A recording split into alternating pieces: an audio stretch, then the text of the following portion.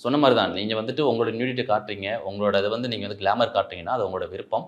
அத நீங்க எவ்வளவு தூரம் காட்டுறது, நீங்க எவ்வளவு தூரம் பண்றீங்க, அது அவங்களோட அவங்களோட உடம்பு, அவங்களோட ஆடை அவங்க காட்டிக்கிறது. அத நான் எதுவுமே தப்பு சொல்ல மாட்டேன். அத கொஞ்சம் கம்மி பண்ணிக்கலாம். அத நீங்க கொஞ்சம் இவ்வளோ வல்கரா, இவ்வளோ இதா பண்ணிக்க வேணாம். ஒரு நல்ல ஒரு நேமோட நீங்க போகலாம். இத பார்த்து நீங்க சொன்ன மாரி தான் படத்திலயும் காட்டுறாங்க. ஏ சர்டிஃபிகேட் மூவி இருக்க படத்திலயும் காட்டுறாங்க. அதே மாரி வந்துட்டு லைக் இந்த மாரி இன்ஸ்டா ரீல்ஸ்லயும் பார்க்க முடியுது. அதுக்கான பிளாட்ஃபார்ம் தனியா கொண்டு வந்துட்டாங்க.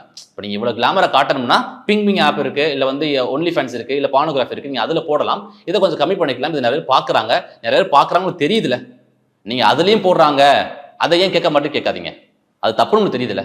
அதுல மட்டும் போடுறாங்க, நான் போடுவேன். இது சரி கிடையாது. அதுலயும் போடுறாங்க, நான் இதுல போடுவேன் சொல்லி சரி கிடையாது. அதுல போடுறாங்க, அதை விட்டுருங்க. நீங்க போட தப்புன்னு தெரியுதுல. குழந்தைய பாப்பாங்க தெரியுதுல. அப்போ உங்க அந்த புரிதல் இருந்துச்சுன்னா, அந்த தெளிவு இருந்துச்சுன்னா, நீங்க எதுக்கு போட போறீங்க?